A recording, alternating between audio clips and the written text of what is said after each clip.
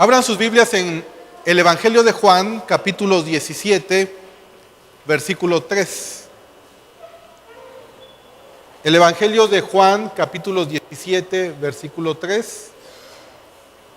Les voy a pedir que se pongan de pie.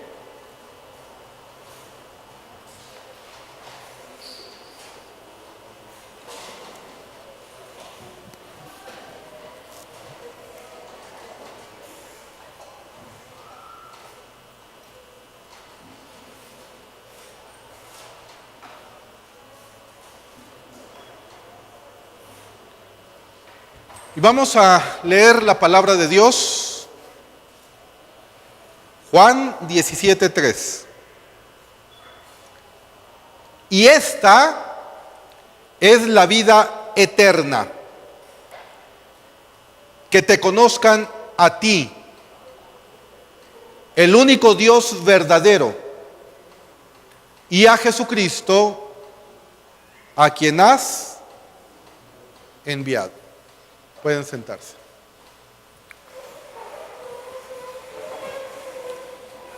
Bueno, una vez más, seguimos dándole pausa al Evangelio de Marcos, porque vamos a estar intercalando lo que es el conocimiento de Dios, la doctrina de Dios, y el Evangelio de Marcos, porque es importante que nosotros conozcamos quién es Dios. Hoy vamos a dar un resumen como una introducción a esta serie de conferencias que vamos a estar dando, intercalándola con el Evangelio de Marcos, donde vamos a contestar las siguientes preguntas. ¿Existe Dios? Y si existe, ¿quién es Dios? ¿O cómo es Dios? Es la pregunta que un niño te va a hacer. Es la pregunta que un niño te va a llegar a hacer: papá, mamá, ¿quién es Dios y cómo es Dios? ¿Qué le vas a contestar? ¿Conocemos realmente a Dios?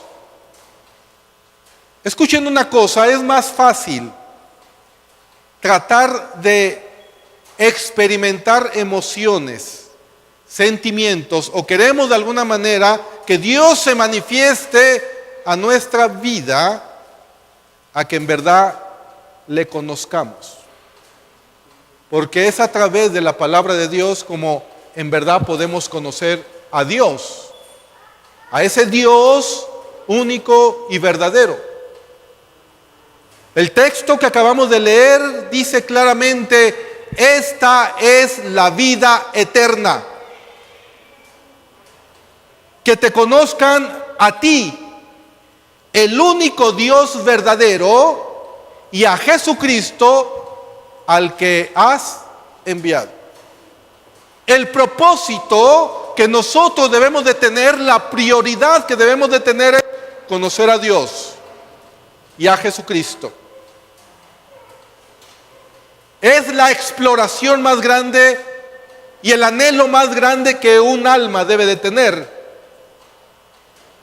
conocer a Dios, conocer a nuestro Creador. Y aquí está la vida eterna. A esta serie le he titulado La doctrina de Dios. La doctrina de Dios. Actualmente vemos que en la predicación de muchos púlpitos prefieren empezar a mezclar la filosofía con el cristianismo, la ciencia con el cristianismo, la psicología con el cristianismo, y muy rara vez ya vemos predicaciones que tengan que ver con quién es Dios. Hoy nos vamos a meter en una serie en conocer la doctrina de Dios, la doctrina de Cristo, la doctrina del Espíritu Santo. Tenemos que conocer a Dios, y Dios es una Trinidad: el Padre, el Hijo y el Espíritu Santo, y debemos de conocerle. Amarás a tu Dios con todo tu corazón, con toda tu mente y con toda tu alma. ¿Y cómo lo vas a amar si no le conoces? La pregunta es, ¿cómo lo voy a conocer si el ser humano está incapacitado para hacerlo? Y eso es lo que vamos a tratar de desarrollar. Y en esta primera conferencia, primera enseñanza, vamos a ver una introducción a la doctrina de Dios para que después detalladamente vayamos viendo cada atributo de Dios para conocerle. Al iniciar el estudio de la doctrina de Dios, en primer lugar enfrentamos dos preguntas fundamentales. ¿Cómo podemos saber si Dios realmente existe? Número 1. Número 2. Si existe, ¿qué clase de ser es Dios? ¿Cómo es? ¿Quieres conocer a Dios? ¿Quieres saber cómo es Dios? ¿Cómo es ese ser extraordinario, indescriptible, perfecto, santo? Pues no te pierdas de la doctrina de Dios que vamos a estar desarrollando domingo a domingo, intercalándola con el Evangelio de Marcos. Como cristianos, nosotros contestamos estas dos preguntas en base a la Escritura, en base a la Biblia. Sin embargo, debemos nosotros ver las respuestas que otras personas ofrecen en primer lugar. En primer lugar, encontramos a los ateos. El ateo dice, no existe Dios. El ateo o el ateísmo niega la existencia de Dios. Según el ateo, lo único que existe es el mundo material, lo único que existe es lo que yo puedo ver, lo que yo puedo tocar, lo que incluso en su adoración a la ciencia, lo que yo pueda comprobar científicamente, algunos te dicen. Al negar la existencia de Dios, obviamente el ateo no tiene interés en la siguiente pregunta, que es ¿cómo es Dios? Lo niega y ya no quiere saber más. No existe Dios. El problema que tiene el ateo es que muy profundo de su corazón, muy en su interior, él sabe que hay alguien superior a él. Es decir, el ateísmo no existe. La Biblia le dice que es una necedad. Vayamos a la palabra de Dios en el Salmo 14:1.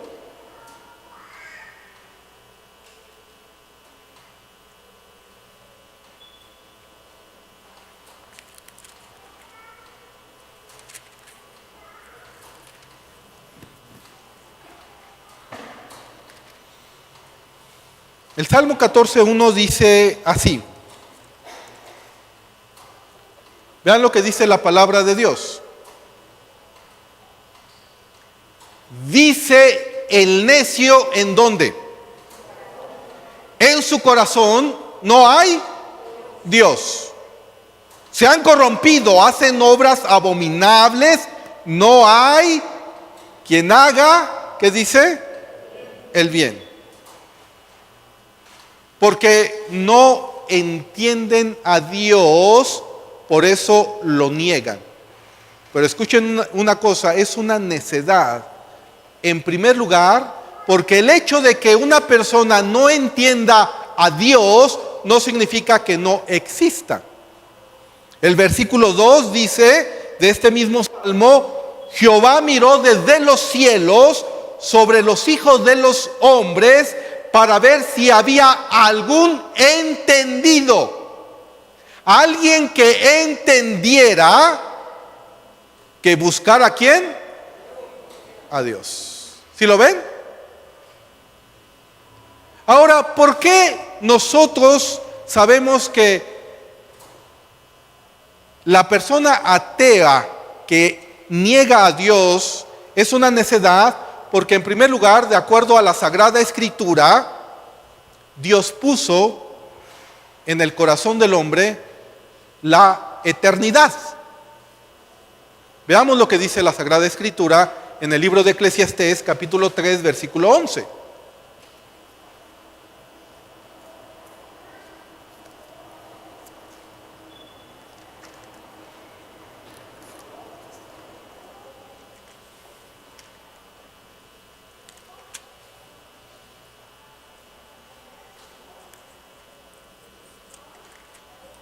Dice la palabra de Dios.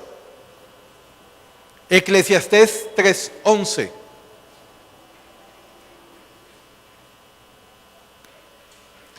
Todo lo hizo hermoso en su tiempo. Todo lo hizo hermoso en su tiempo. Y ha puesto, ¿qué cosa? Eternidad en el corazón ¿de quién? De ellos. El hombre es eterno. El destino del hombre es eterno. Solo que unos van a vivir en una muerte eterna y otros van a vivir en una vida eterna. Dice la palabra de Dios, sin que alcance el hombre ¿a qué? A entender la obra que ha hecho Dios desde el principio hasta el fin. Entonces vemos claramente que el ateo dice, no hay Dios, pero realmente ellos niegan a Dios porque no lo entienden. Pero dentro de su corazón creen que hay algo más allá de su existencia. En segundo lugar tenemos los agnósticos. Los agnósticos, este grupo de personas reconocen la posibilidad que Dios existe, sin embargo afirman que es imposible de que el hombre pueda llegar a conocer a Dios. Los agnósticos simple y sencillamente dicen, mira, yo no sé si Dios exista, puede ser un 50% de que existe, pero también hay un 50% de que no existe. Pero si Dios llegara a existir, el hombre no tiene la capacidad de ¿qué? De comprender a Dios. Y en parte tienen razón. El hombre no tiene la posibilidad de conocer a Dios. Pero ellos ni lo niegan ni lo afirman. Sin embargo, nosotros sabemos que Dios se tiene que revelar al hombre para poder conocerlo. Y ahí es donde el agnóstico falla, como lo vamos a ver más adelante. El tercer grupo de personas son los teístas. Teístas. Son los que creen en Dios. La gran mayoría de personas en el mundo afirma que cree en la existencia de Dios. Estas personas se identifican con alguna religión y cada religión tiene cierta enseñanza tanto acerca de la existencia de Dios como de la naturaleza de Dios. Solo que aquí tenemos dos problemas. El primer problema que nos encontramos es que dentro de este grupo de teístas nos encontramos con aquellas personas que aceptan que existe Dios, pero que viven como si no existiera. ¿Sí me explico? El ateo, por ejemplo, niega a Dios y no hay para él leyes morales, porque si Dios no existe no hay una ley. Pero ya vimos que realmente ellos no pueden comprender y entender a Dios. Pero hay personas que dicen, yo sí creo en Dios. La pregunta es, ¿por qué vives como si no existiera? Es un problema. El segundo problema que vemos es el siguiente. Cuando nosotros platicamos con cualquier persona de otra religión, la que tú quieras, un testigo de Jehová, un mormón, un evangélico, un protestante, un católico, te traes a un musulmán, a un hindú, en fin, te traes de alguna manera a diferentes personas de diferentes religiones, los invitas a comer, no hay ningún problema ahí, puedes hablar de Dios como creador y no tienes ningún problema, puedes compartir la mesa, el chocolate y el pastel, y ahí todo está, somos felices, no tenemos ningún problema ahí. El problema radica cuando nosotros presentamos la persona de Jesucristo y decimos que Jesús es el Dios encarnado. Ahí cada quien va a agarrar su pedazo de pastel, su café y se va a querer retirar. Porque ahí es donde empiezan los problemas. Cuando presentamos a Jesucristo como el Dios encarnado, porque Jesucristo es la piedra por la cual todos tropiezan. Entonces el cristiano basa su creencia en la existencia de Dios como creador, pero también en la persona de Jesucristo como el Dios encarnado y en la Biblia como la revelación del corazón de Dios al corazón del hombre. Como la ciencia niega la existencia de Dios porque ellos creen que no se puede comprobar Dios a través de la ciencia, y cuando alguien dice, es que no podemos comprobar a Dios a través de la ciencia, tú le tienes que contestar, efectivamente, tú nunca vas a poder comprobar a Dios a través de la ciencia, porque la ciencia utiliza un método. El método se llama el método científico, y este método científico, en primer lugar, se basa en la observación. Y tú no puedes observar a Dios porque Dios es espíritu. ¿A poco? Sí. Además, el siguiente paso del método científico es la repetición. Tú no puedes agarrar a Dios en un tubo de ensayo o repetir un evento. Después de la repetición viene la experimentación, después la hipótesis y de ahí viene una ley. La ciencia no puede de alguna manera comprobar a Dios y efectivamente nunca lo puede comprobar de una manera explícita. Sin embargo, sí de una manera implícita. ¿Por qué? Porque para que haya una repetición y una observación, simple y sencillamente debe de haber un orden. Si no hubiera orden, ¿cómo podría el científico establecer una repetición? Y si hay un orden, es que hay un diseño. Y si hay un diseño, es que hay un diseñador, como lo vamos a ver más adelante, y este diseñador es un diseñador inteligente.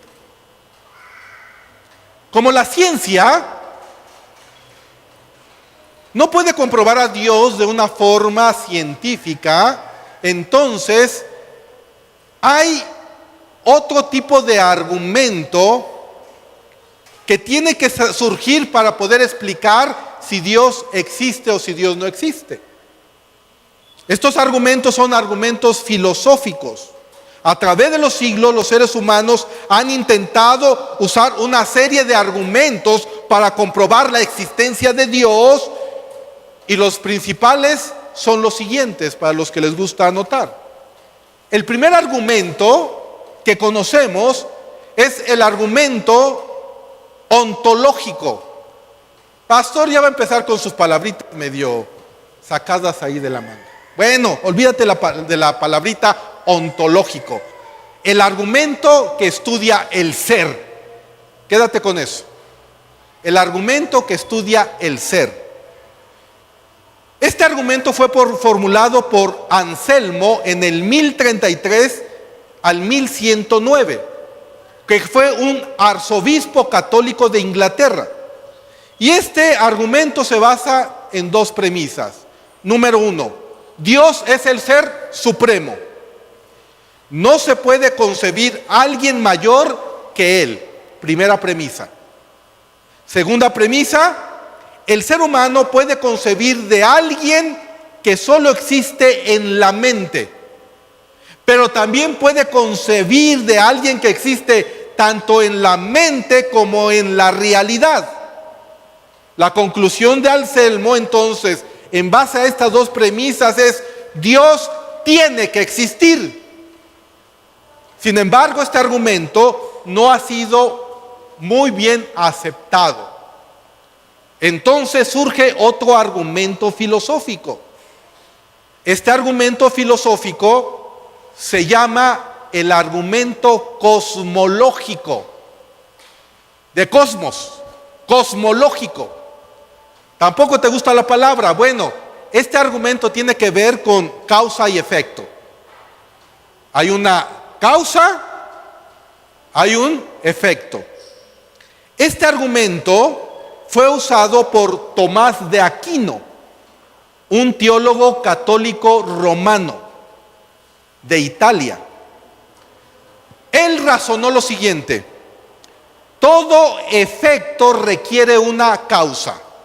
Repito, todo efecto requiere una causa. Por ende, la existencia del universo es un efecto. La existencia del universo es un efecto. Entonces requiere de una causa. ¿Cuál es? La existencia de Dios. Cuando nosotros vamos al Salmos 19.1, vayamos al Salmos 19.1.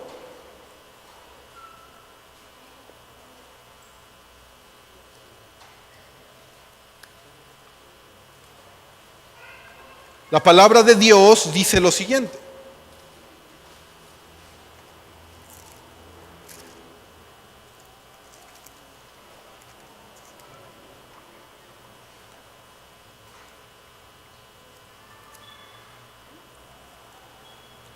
Salmo 19.1.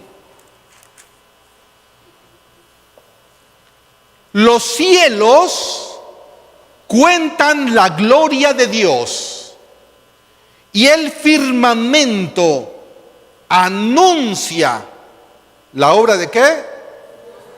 De sus manos. Dios creó los cielos y la tierra. Ahora bien, si no tuviéramos este conocimiento, cualquier persona que levantara los ojos al cielo y viera algo enorme que es el universo, o conociera que hay un universo, lo que se tendría que preguntar es, bueno, ¿por qué un universo o un espacio tan grande? ¿Cuál es el propósito de un universo tan grande? La Biblia dice que contar la gloria de Dios. Pero la persona que no conozca la Biblia, hazle esta pregunta: oye, te voy a hacer una pregunta. ¿Tú crees que el universo sea enorme? Incluso la ciencia dice que el universo se expande, cuando la Biblia también ya lo dice, que Él expandió el cielo como las cortinas. Pero la pregunta que se tendrían que hacer: ¿por qué? ¿Para qué tan grande? ¿A quién se le ocurrió? Ahí viene el tercer argumento. El tercer argumento es el argumento que se llama teleológico, el argumento teleológico. ¿No te gusta la palabra? Bueno, el argumento de propósito, o también conocido como el diseño inteligente. ¿En qué consiste este argumento? Este argumento es un argumento tan antiguo que en los tiempos de Platón ya se había establecido, aproximadamente en el año 428 a.C., pero fue popularizado por un británico llamado Paley en el año 1743 después de Cristo. Este británico Paley usó la analogía de un reloj hallado en el desierto y razonó de esta manera: el funcionamiento del reloj implica que fue hecho con un propósito por un relojero. De igual modo, el funcionamiento del universo implica la existencia de un creador que hizo el universo ¿con qué? Con un propósito. Este es el argumento más fuerte que se tiene acerca de la existencia de Dios de un modo filosófico, de acuerdo al propósito. ¿Cuál fue el propósito por el cual Dios hizo el universo? Cuando una persona ve, por ejemplo, una arquitectura, la persona dice claramente, ese diseño de esa arquitectura es muy compleja. Tuvo que de alguna manera haber sido diseñado por una mente inteligente, ¿cierto? Cuando vemos una pintura compleja y la admiramos, o una escultura, decimos, alguien tuvo que haber hecho esto. La misma belleza de una escultura, de una arquitectura, nos implica que alguien inteligente la hizo, así como el funcionamiento de un reloj. Una persona que se encuentra un reloj en el desierto dice, esto no tuvo que haber sido hecho o creado por la nada, alguien tuvo que haber hecho este funcionamiento. Cuando una persona ve al ser humano, y yo me acuerdo cuando estudié la carrera de ingeniería biomédica, que yo siempre me pregunté, bueno, ¿cómo es posible que las neuronas que se juntan entre sí, que son se les llaman dendritas y se les conocen como sinapsis, empiecen ahí a través de intercambios de potasio y intercambios de ciertas sustancias pueda generar un impulso eléctrico?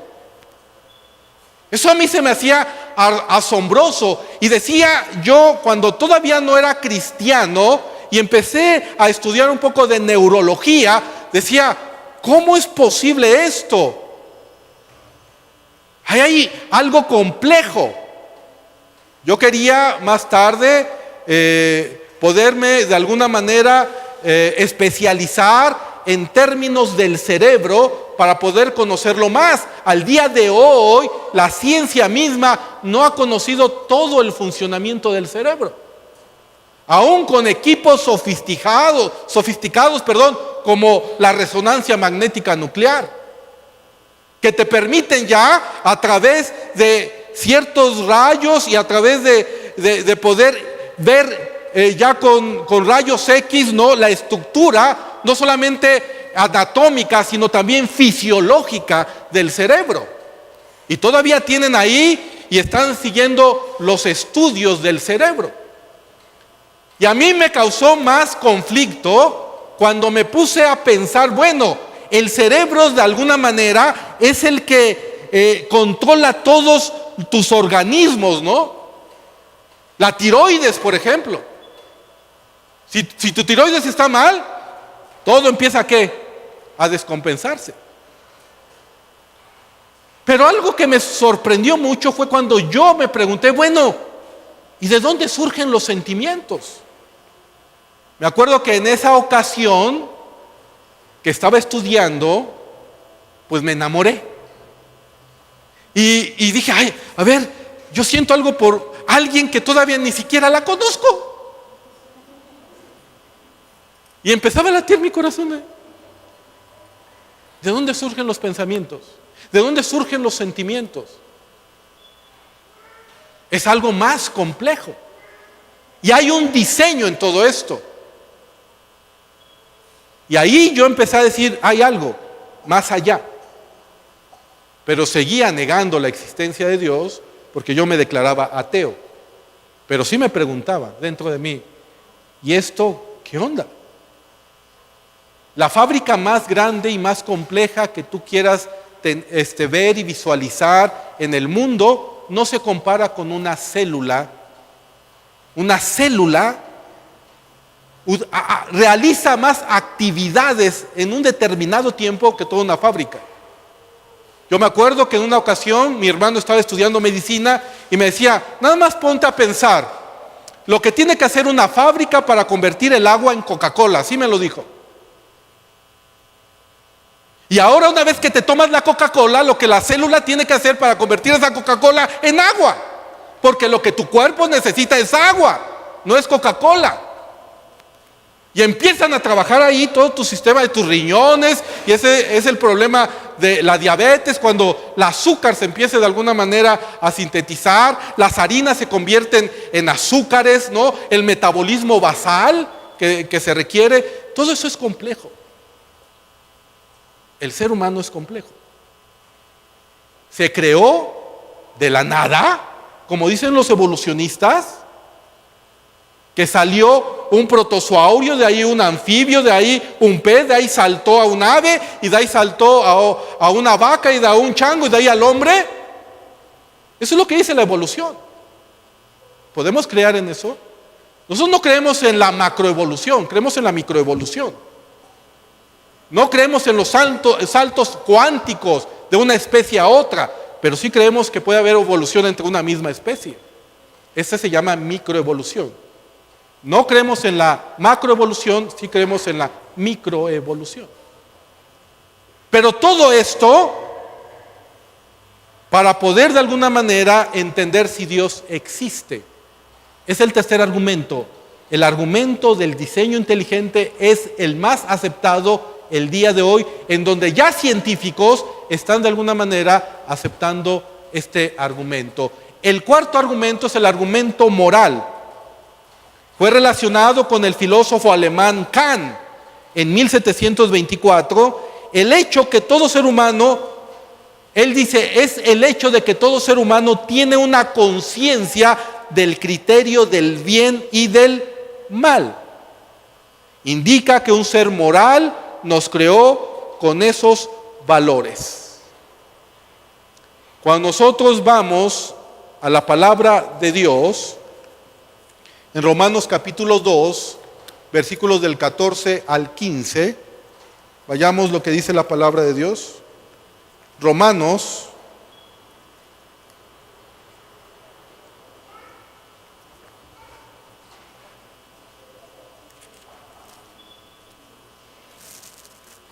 capítulo 2, dice la palabra del Señor. 14 al 15. Porque cuando los gentiles que no tienen ley hacen por naturaleza lo que es de la ley, estos, aunque no tengan ley, son ley para sí mismos. Versículo 15. Mostrando la obra de la ley escrita ¿en dónde? En sus corazones, dando testimonio su conciencia y acusándoles o defendiéndoles, ¿qué cosa? Sus razonamientos. Hay una conciencia que el ser humano tiene del bien y del mal. Aún esos mismos ateos, si su hija le preguntara a un ateo, oye papá, ¿tú crees en Dios? No, hija, yo no creo en Dios. Entonces no crees en su ley moral. No, no creo en su ley moral, no creo en Dios y no quiero conocerlo, porque no existe. Ok, papá, si tú no crees en Dios, si no crees en una ley moral, entonces tú me darías permiso a mí, que tengo 14, 15 años, a tener relaciones sexuales con 10 hombres al mismo tiempo. ¿Saben lo que ¿saben qué cara pondría ese ateo, papá de una niña de 14 años? ¿Qué? ¿Tú no crees en Dios, papá? Le tendría que decir. Y si tú no crees en Dios, no crees en una ley moral, entonces para ti no habría ningún problema. Lo que para ti es bueno, para mí no. Lo que para ti es malo, para mí no. Habría un relativismo con respecto a una ley. Para mí tener relaciones con 10 hombres al mismo tiempo no habría ningún problema. El papá le diría, pues no te doy permiso. ¿Por qué? Porque hay una conciencia del bien y del mal. La jovencita de 14, 13 años, que la llega a enamorar el novio, y la primera vez que tiene relaciones sexuales, se siente con culpa si no lo hace dentro del matrimonio. Hay una culpa, aunque no sea cristiano. Obviamente, la conciencia, como dice Romanos capítulo 2, donde es una ley que Dios estableció, se puede cauterizar. Y si esa muchachita lo hizo una vez y lo vuelve a hacer, y lo vuelve a hacer, y lo vuelve a hacer, cauteriza su conciencia y al rato, para ella tener relaciones sexuales es como comerse una concha con chocolate. No pasa nada. Es como el asesino. El asesino que mata por primera vez siente culpa. Pero le ofrecen de nuevo dinero y vuelve a matar. Le ofrecen de nuevo dinero y vuelve a matar. Cuando se da cuenta, después de 5 o 6 asesinatos que tiene, el séptimo ya no siente nada. Ya lo mata a sangre fría. ¿Por qué? Porque está cauterizado a su conciencia. Pero hay una ley moral escrita en los corazones. Ahora bien, estos son argumentos filosóficos y el del propósito es el más grande, más fuerte que tenemos. Pero nosotros debemos de ver ahora qué es lo que Dios dice acerca de cómo el hombre puede saber si Él existe o no. Es interesante, en primer lugar, que la Biblia nunca intenta comprobar la existencia de Dios. Escuchen una cosa, la Biblia no fue escrita para comprobar la existencia de Dios. Simple y sencillamente, la Biblia asume que Dios existe y punto. En Génesis 1:1 no vemos que la Biblia empiece cuestionando la existencia de Dios. No.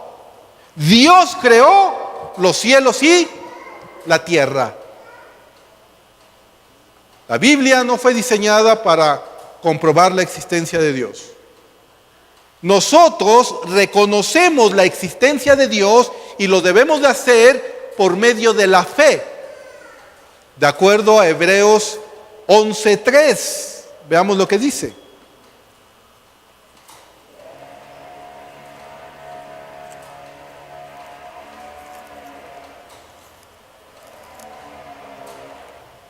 Hebreos 11:3. Dice la palabra de Dios: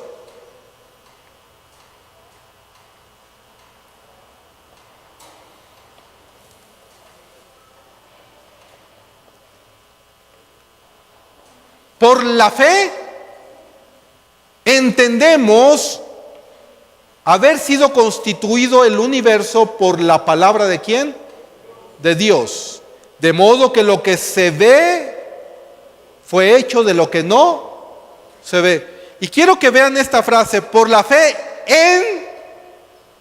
entendemos. O sea, aquí vemos cómo la fe y nuestro intelecto se comunican. O se requiere de la fe para poder entender.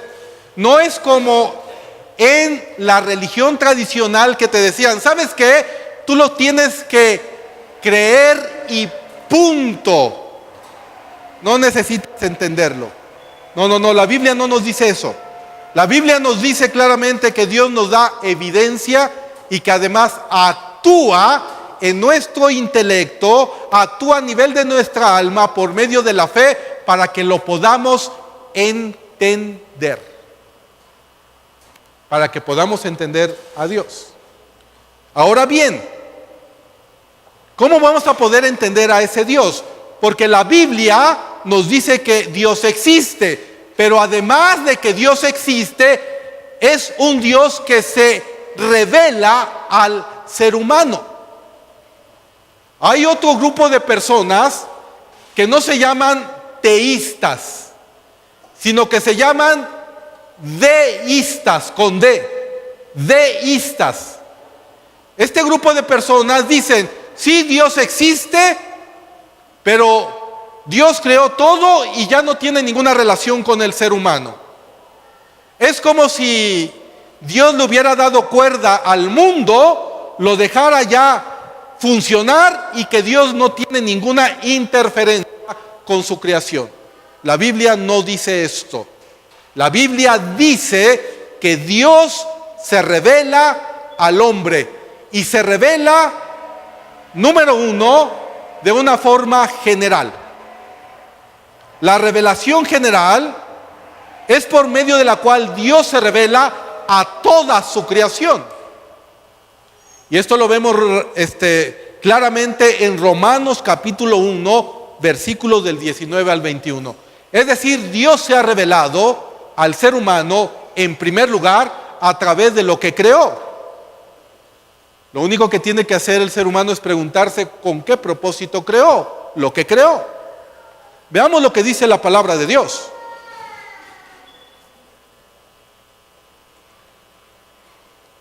Romanos 1:19.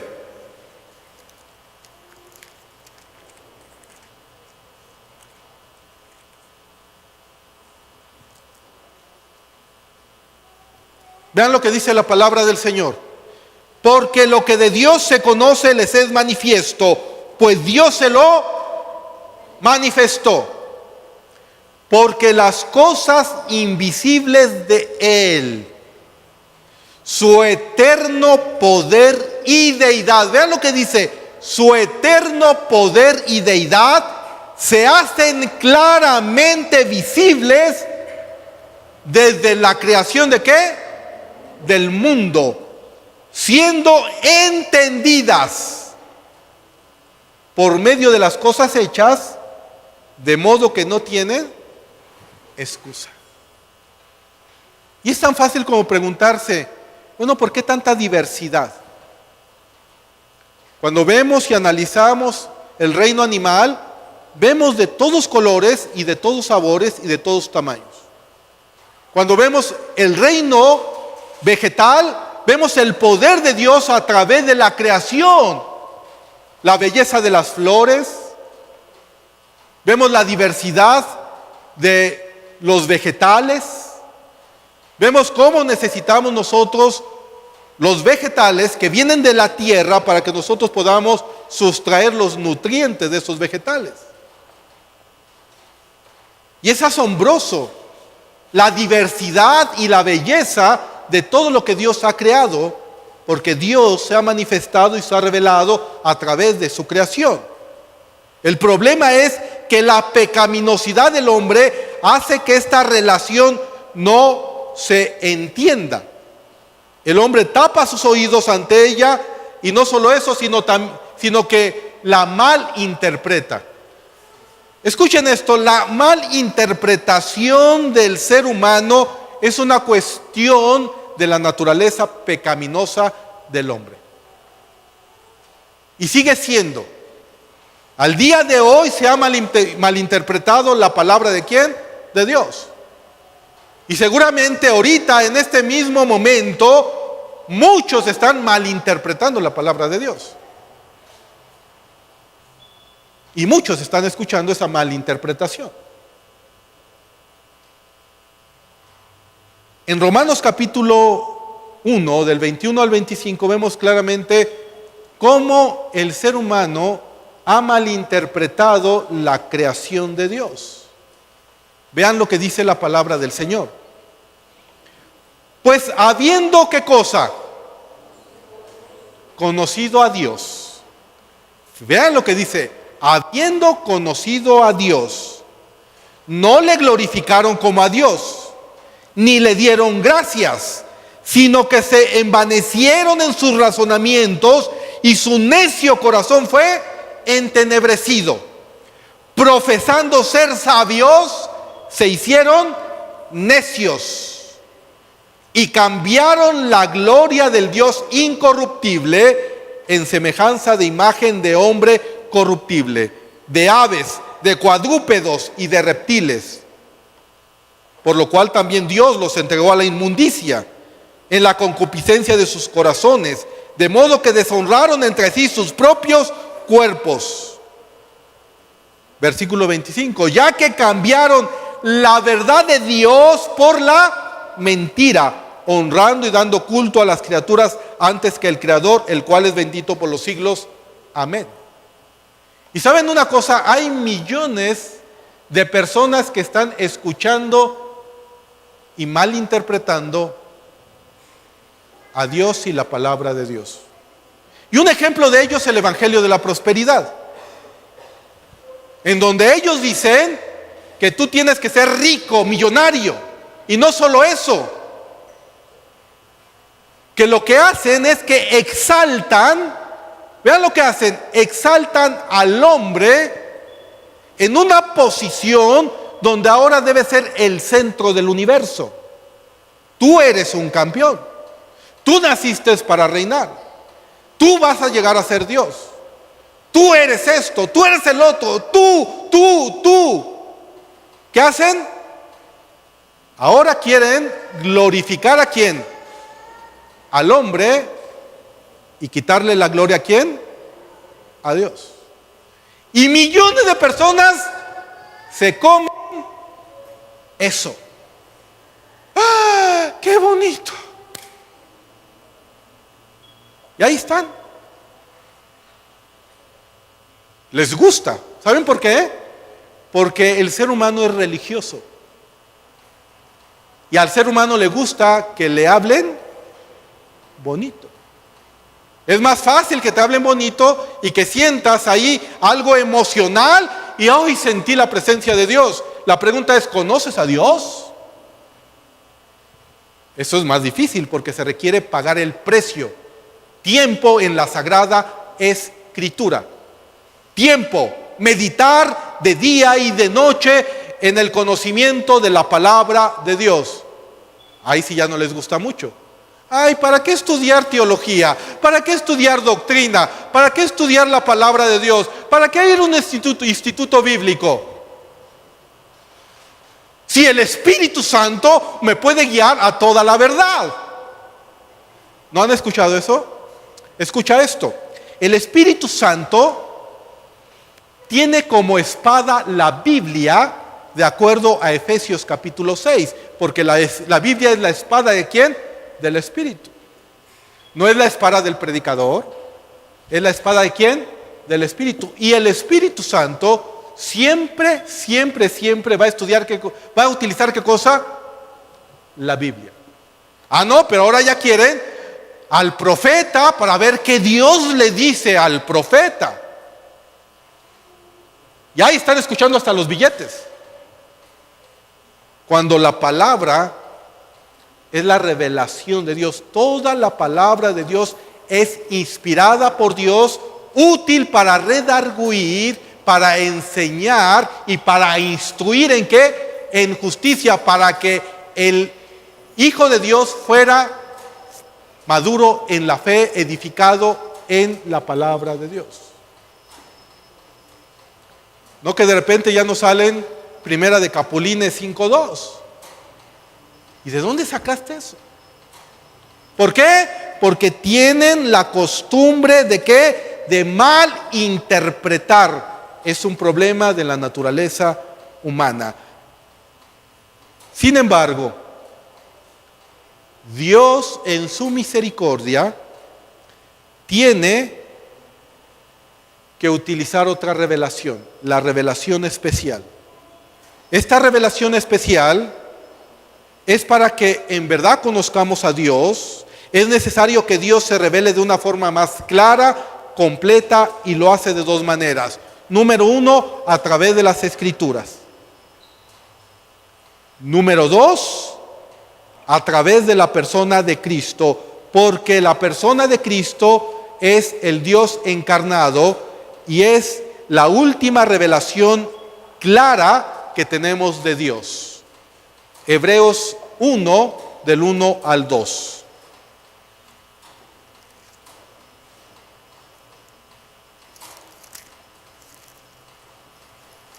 Dice la palabra del Señor: Dios, habiendo hablado muchas veces y de muchas maneras en otro tiempo a los padres por los profetas, en estos postreros días nos ha hablado ¿por quién?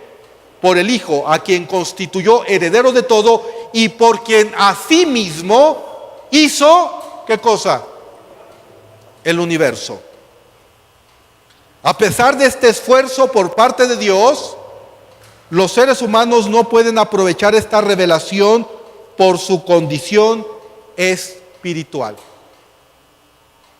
Tenemos un velo espiritual. el pecado ha velado nuestro entendimiento. Y aun cuando Jesucristo vino hace 2000 años, el Dios encarnado, ¿qué hicieron los seres humanos?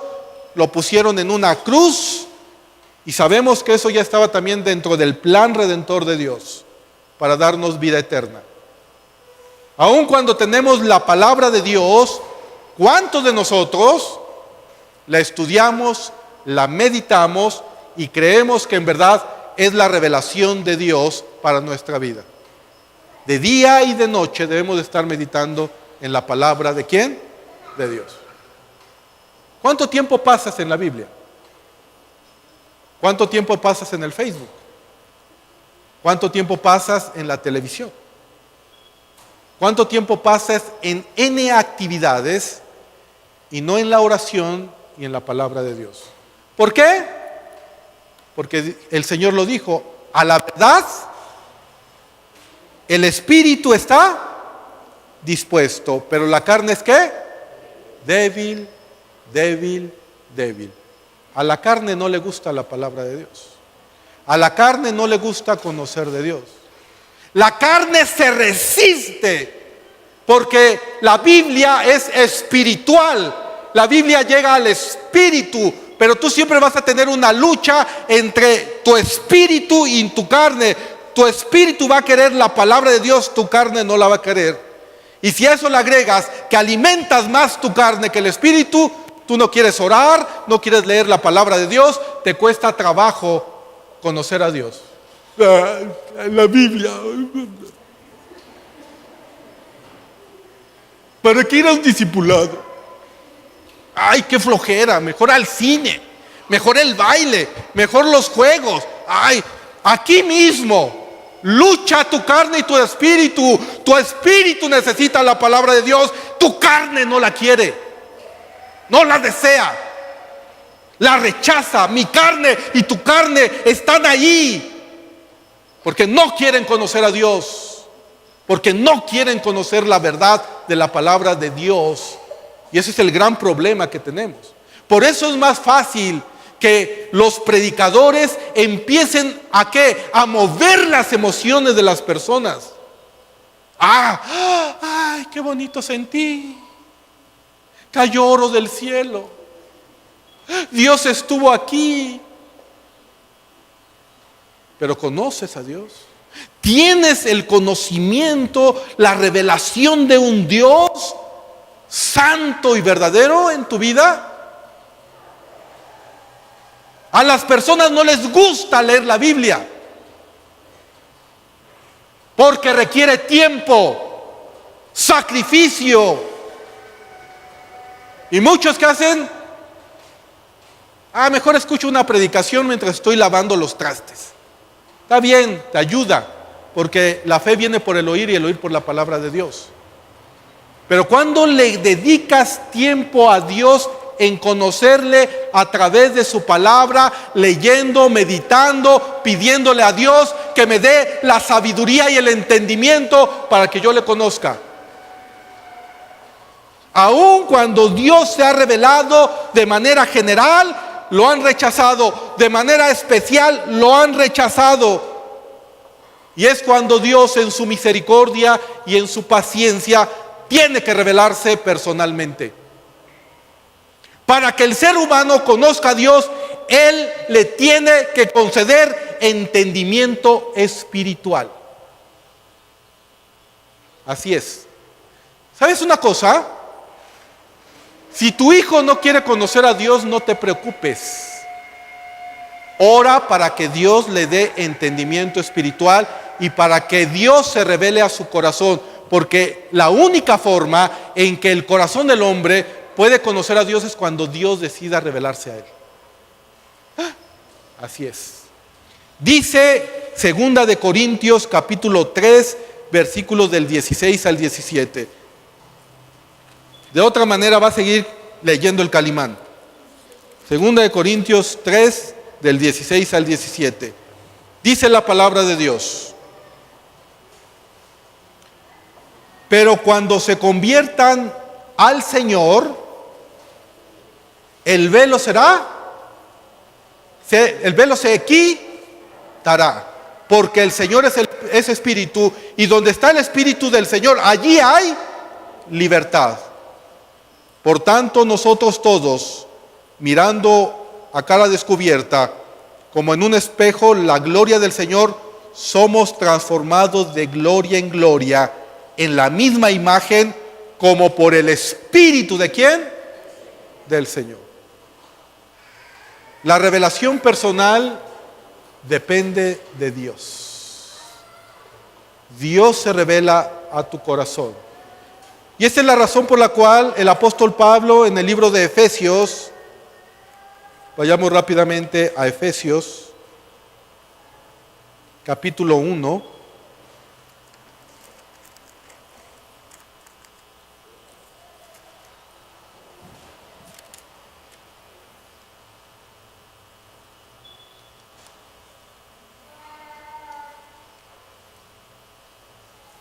Dice la palabra de Dios.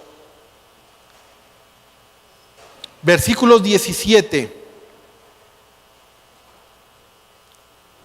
Para que el Dios de nuestro Señor Jesucristo, el Padre de gloria, os dé espíritu ¿de qué? De sabiduría y de revelación. ¿En qué? En el conocimiento de Él. Versículo 18. Alumbrando, ¿qué cosa? Los ojos de vuestro entendimiento, para que sepáis cuál es la esperanza a que Él os ha llamado y cuál es la riqueza de la gloria de su herencia en los santos. ¿Alguna vez habías orado así por uno de tus hijos, por tu mamá, por tu papá? Señor, dales espíritu de sabiduría y de revelación para que te conozcan. La única forma en que tú puedas querer, anhelar, conocer a Dios es que Dios se revele a tu vida. No hay de otra. Esa es la revelación personal. Y lo que primero Dios tiene que hacer es una regeneración en tu vida. Es decir, te tiene que dar vida espiritual para que Él pueda alumbrar tu entendimiento. Es lo que se le conoce como el nuevo nacimiento o la regeneración espiritual, como dice Efesios 2 del 4 al 5. Ahí mismo. Vean lo que dice la palabra de Dios. Pero Dios, que rico en misericordia, por su gran amor con que nos amó, aun estando nosotros muertos en pecados, nos dio vida juntamente ¿con quién? Con Cristo. Por gracia soy salvo. ¿Sabes por qué no quieres leer la Biblia? ¿Por qué no quieres orar? Número uno, si no eres cristiano, porque sigues muerto en tus delitos y pecados. Número dos, si ya eres cristiano, porque todavía tu carne te gana. Y tú tienes que orarle a Dios y decirle: Señor, dame esa vida que yo necesito, una vida espiritual. Necesito que tú te reveles a mi vida. Te necesito. No quiero vivir una vida cristiana apática. ¿Qué hacen los animales? Se levantan, comen, duermen. Y así es el ser humano sin Dios. ¿Cómo es tu vida? Analízala. Revisa cómo es tu vida. ¿Qué haces cuando te levantas? ¿Qué es lo primero que tú haces? ¿Le quieres dar la gloria a Dios? Y sabes una cosa, tampoco lo quiere, la carne no lo quiere conocer, lo quiere rechazar en todo momento. Y a través de la revelación especial, Dios se quiere dar a conocer a tu vida. Y aquí es donde encontramos la naturaleza y el carácter de Dios. La siguiente pregunta es: ¿cómo es Dios? Y llegamos al corazón del conocimiento de Dios. En realidad es imposible que el ser humano conozca a Dios completamente y solamente podemos conocer lo que Dios le ha placido revelar de sí mismo. Y ahí es cuando muchas personas entran a lo que conocemos con la teología especulativa.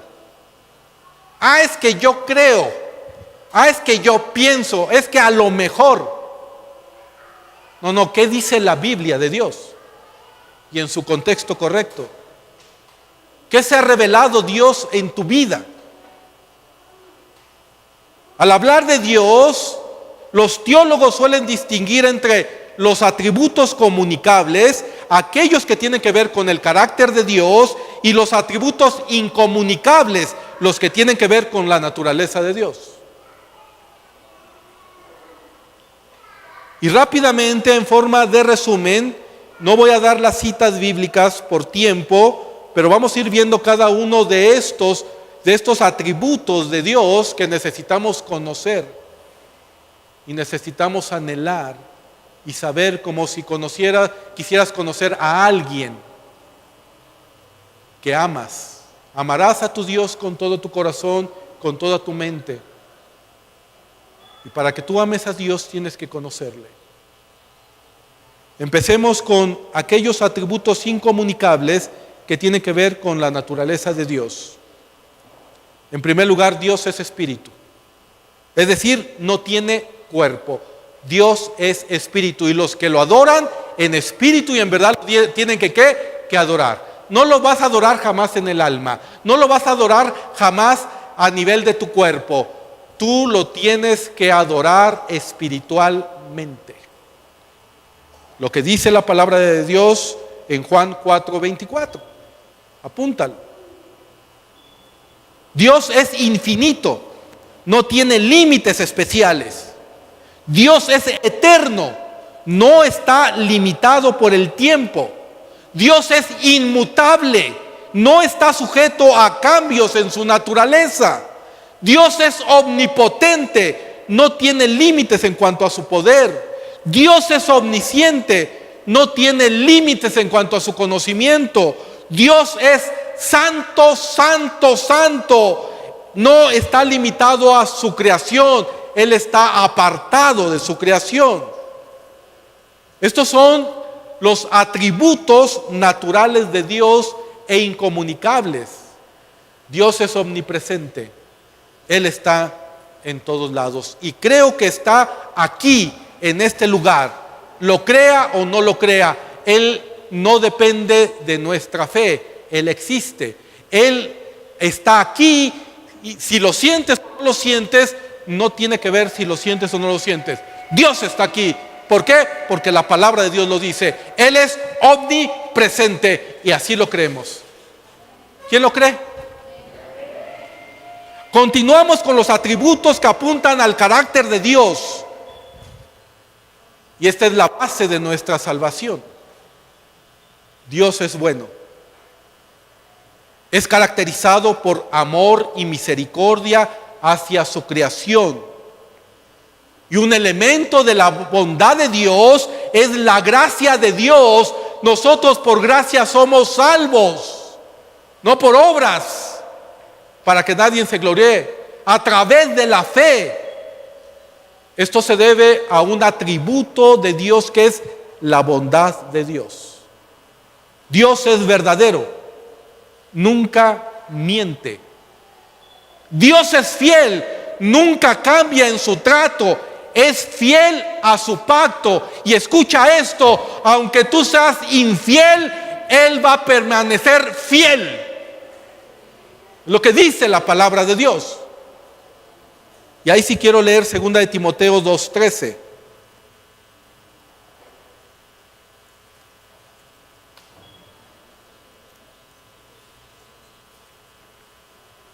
Vean lo que dice la palabra de Dios.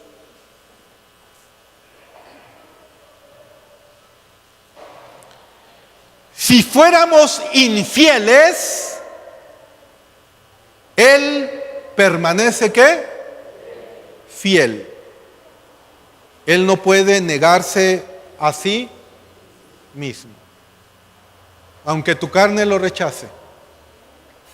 Aunque tu carne no quiera saber de Dios. Aunque tu carne no quiera conocer a Dios. Aunque tu carne prefiera las tinieblas que la luz. Aunque tu carne prefiera el pecado. Dios siempre va a estar dispuesto y disponible para un corazón humilde y contristo de espíritu que se arrepiente, y Dios siempre va a alzar su mano para cualquier ser humano que venga sinceramente a Él, porque Él es fiel. Él es fiel y le damos gracias a Él por su fidelidad. Él es un Dios justo, no hay injusticia en Él. Y un elemento de la justicia de Dios es su ira. La ira de Dios es la justicia de Dios, la santidad de Dios ante la pecaminosidad del ser humano. Él es un Dios justo.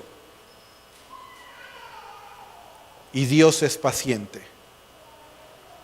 No tiene arranques de cólera, como tú o yo comprenderemos. El ser humano es impaciente.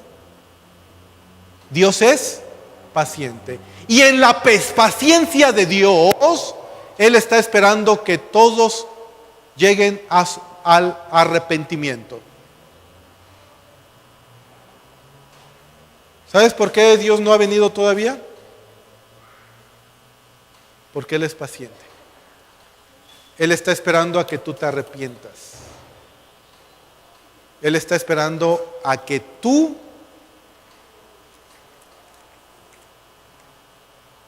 reconozcas que Él se ha revelado ya a tu vida. Hablaba con una hermana el viernes y le decía, a veces nosotros tenemos que andar trayendo a nuestro muertito. ¿Cuál muertito? Pues al que está espiritualmente. Y yo le digo, lleva tu muertito a la predicación una y otra vez, lleva tu muertito al desayuno, lleva tu muertito ahí, empieza a orar por él. ¿Por qué? Porque está muerto espiritualmente, no quiere saber del Señor.